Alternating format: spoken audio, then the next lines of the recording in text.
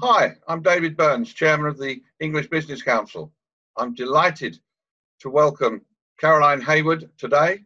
She is the founder and CEO Chairman of the Chairman's Network. Caroline, how's it going over there? It's going good actually, because of course this has pushed our Zooming a lot further forward, and all of our events are on Zoom, and we're actually scaling them up quite considerably. So there's lots of things for people to join while they're sat at home. One of the comments I heard yesterday was that you can now include people from literally all over the world to join a meeting that you wouldn't have been able to have done before. Has that had an impact on what you're doing? It's great. It's a huge opportunity, actually. So, in fact, yes, we had a Dubai-hosted meeting. So Andy Lyons, whom you know from Davidson, hosted the Dubai-based event. But we actually had someone from India, someone from Australia, us from Europe, and then Andy from UAE. So we had a totally international perspective. They were all founders and chief execs on what they were dealing with, and it was quite compelling. I'm sorry I couldn't make that one. I had other things that I couldn't get out of. I know, and it is a shame because it was very interesting. You know, each of the regions is dealing with COVID in very different ways. But I'm sure that all of those entrepreneurs needed to speak and just sort of share their experiences, where they're at, whether there's anything they can do or haven't thought of yet. So I think it was pretty useful to them, actually. Are you leading these Zoom calls, or are you finding members of the Chairman's Network doing Zoom calls amongst themselves without you? I am hosting the calls. I'm not often leading the conversation. I'm finding my members who are experts on various subjects and areas of expertise coming in to actually host the meeting. So I invite them to host a discussion for an hour with a few pointers. And it really is it's collaborative. It's a way of people interacting. Which is much needed, of course. And then, of course, they can connect through the network. As a member, you can connect one-to-one with people, as you know. Yep. As a non-member, you'll have to track somebody down on LinkedIn, but people are using the chat option on Zoom to send out their phone number or email or website. So that works quite well. And then individuals can follow up. So I imagine there are follow-up calls and Zooms being had, but obviously I'm not privy to those. Do you think now that technology will take over as far as communications in relation to networking, and that this will be the new norm? I think it will be the new norm, because let's think about it. How else could we have had 4 regions of the world on one call that didn't know each other?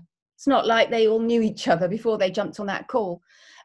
So I think the Chairman's Network, we will still have physical meetings, but as we expand, this really helps us scale it, because there's only so many physical meetings that you can host, particularly me based in the UK. So I think this is the potential for scale, really. And I think these meetings they're not quite as good as, looking someone in the eye and shaking their hand and having a quick chat, but they are almost as good. And in the end, I think the efficiency is of just being able to log on, as opposed to actually going to Manchester or something like that, or Dubai, is offset by, is the improvement, really. It's a very good use of time. Yeah.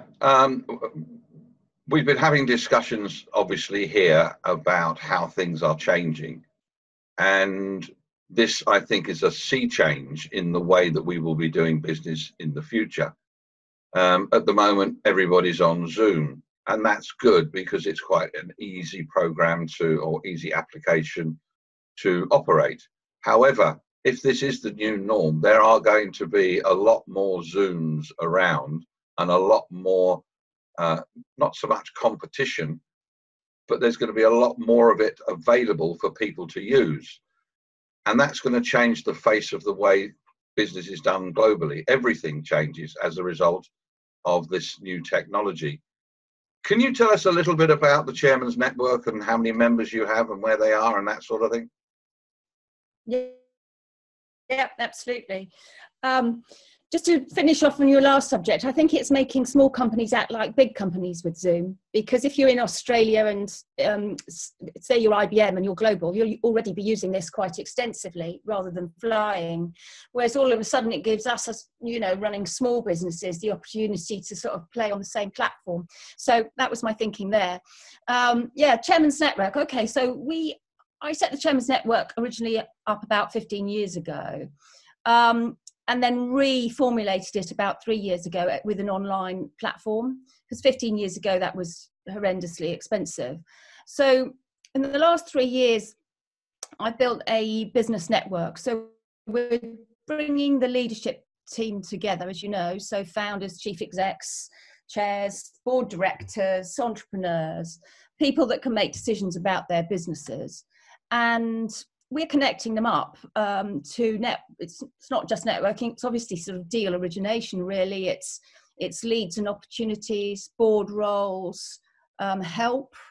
You know, there's a sense of helping each other out, which I love. And what the amazing outcome has been that I didn't expect is that there's just some real friendships, good business and personal friendships being made around it as well. So today we have about 550 people on the platform. They're mainly UK / Dubai, but we are looking at some other regions. Someone's just signed up from South Africa. We've got people all across Europe, and the Zooms open up that, of course. So the South African guy, I noticed that he's jumping into a Zoom meeting tomorrow. And that's the opportunity for us, I think. Excellent. One of the things that we have just initiated is to set up English Business Council branches in boarding schools and academic institutions in England, where they do BTEC or A-level business studies. The idea being is that the students will have a platform where they can literally do what we're doing, but as a group, where they can get information from professionals around the world that will run parallel to their academic studies. They will also have the opportunity of talking to people about the reality of what business is all about. So we would have mentors, people like your members who would spend 10, 15 minutes, 20 minutes, whatever, explaining to the students the reality of particular topics or subjects, on how, for example, governance is so important or compliance is so important, that sort of thing. Do you think that's something that perhaps some of your members might be interested in participating in? That sounds like a great initiative. I am sure that you know, lots of my members will be interested to do that. I mean, most of my members are, with the exception of chief execs, they're all running a portfolio typically, and they'll do a real diversity of roles within that. They'll do a charitable or foundation or giving back type role, which this might sit into. And then they'll do some commercial NED, non-exec chair roles as well. And quite often they're also doing consultancy. It's a real portfolio career, and so many people are doing that now. So many of us don't want to retire. You know, we want to keep going and keep involved. I once had the privilege of asking Sir Maurice Flanagan. He was 84 at the time and had just retired as the vice president of Emirates Airlines. And I said to him, 84, is that a bit, you know, you've been going a long time. He said, David, 84 is the new 60. And I At my age now, I seem to think he's right. I don't want to slow down. No, I'm not sure it's good for us.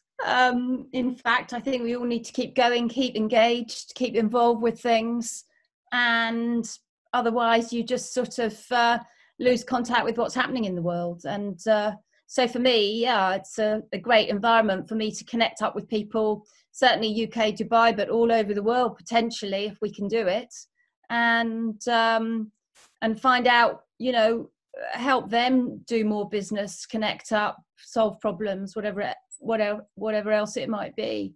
So I don't have any prescriptions about who joins the network. You can be 16 or 106, but you do have to be running a business or on a board or as a director, whatever it might be. Yeah. One of the things that has been poignant for us here was the Queen's speech when she talked about almost like the Dunkirk spirit. Do you think that runs through your network? The Dunkirk spirit? Yes, you know, the spirit of we'll meet again. We'll do all this together. Yeah, definitely. I mean, I can see on every call, we don't talk about COVID specifically, but you cannot help refer to it along the way, either at the beginning, the end, or someone who's struggling with something in the middle. And so we're talking about managing change and these kinds of things, but we're trying not to talk about that because on the whole, people would like to talk about something different and get their minds away from it. Yep. But the reality is that it's stressful time if you're running a business of, well, any reasonable size at all. And it's a very uncertain future as to how you're going to get through it. So we're on that international call that we had, which unfortunately you couldn't make. It was quite something to hear the views and the concerns about the people in each of those regions and where their businesses were going to be at in weeks or months. Yeah, I will definitely so it was make the next one. We've got another international one set, and I'm trying to do more now. We've got the opportunity, so. Yeah. I'm working on that now, but yes, there's one in a couple of weeks' time, and I will be on that one. Whether the same people will jump in or we'll get some new people, but it was certainly fascinating to hear the views of all those people all around the world, all dealing with the same thing at once. Yes, we have branches now in places like Hong Kong, Singapore, Australia, Indonesia, Vancouver. Couple in UK, so we'll see if we can rope those in to join in, because they're all professional people. They're all managing partners of companies or organizations. That sounds perfect, because actually one of those members said it would be even better if we had sort of industry specific groups. So I am working on sort of global industry groups, if I can do it. And so we'll have, you know, perhaps travel and airlines, we'll have manufacturing, etc. I'm sort of thinking I'm going to try those and see how they work. I would, as you know, I was the chairman of the British Business Group, and we had initially special interest groups, SIGs, and then we had focus groups that were industry specific. And some work and some don't work. And you have to, I would suggest you do some sort of research survey. And I'll give you an example. We tried to set up a legal focus group, and we got 30 of our top lawyers in the same room. And it was a complete disaster because nobody could agree. And I'm not just joking. They were arguing on opinion. They were saying, no, you know, we set up another group, the CEO's focus group, and some people had used the name CEO but weren't actually at the right level, and that really didn't work. The finance group we set up, people weren't talking because they were frightened of losing customers. So there was a certain amount of doubt in setting up those groups, and we had 19 at one point, and I don't think there's that many now. So you do need to be a little bit careful. The other thing was that we found that if we brought a lawyer in to talk to the lawyers, it didn't go down well. But if we brought a doctor or an accountant or somebody totally different to that industry, it worked much better, because they do that all day. They want something different when they go out. Yeah, that's great feedback. I mean, it may be that the diversity of the people in the room, as it were, is what people like, as opposed to commonality of all working in travel, say. Yes. I'm thinking more industry groups as opposed to all chief execs together. In fact, we had a meeting early on where it was just for chairman only event, and that was my only event that was a disaster. Was really? That because there was too much ego in the room? Yeah, you suspect. Yeah, there wasn't one person there that was. Well, there were, but there was a lot of macho posturing, and there were no women. And don't get me going on that. No. But it was fascinating, because I think even that was about 2 years ago, and I think the role of the chairman has changed significantly. Yes. And it's much more sort of emotional intelligence required and inclusiveness required. So I think if I did it again now, I'd have more diversity around the table, and I think it's likely to be more successful. But 2 years ago, it was much as you described. It was just, they never got down to any proper discussion. It was sort of macho posturing, and yes. I remember being really surprised that no one could be authentic enough, I think. And I think authenticity is a really key element of our network. You know, that people are genuine, they are what they say they are, they don't pretend to be something other than they are. And we're very inclusive, whether you're, as I say, whether you're 18 or 80 or running a big business or a small. We are mainly SME focused, as you know, but SMEs are getting larger. Well, they were. They may probably getting smaller again now. Yes. But you know, when we're not really, we have a few PLC members who are portfolio, and I'm not excluding those because they're important people to have in the room, but they tend to get looked after by the major top 100 or whatever in the banks, whereas we're really bringing together at the SME level. Yeah. This series will continue, and we'll do more of these as we progress. You'll be pleased to know that the first two people I've interviewed are both women. Yourself and Joanna Cadman, who is the chairman of the Royal Society of St George, and I've sent you her interview, so you can see her message on the Queen's birthday and what they're doing. But thank you very much, Caroline, for this interview and for this chat. We will do this again. Excellent. Thank you, David. Thank you for asking me. And see you soon.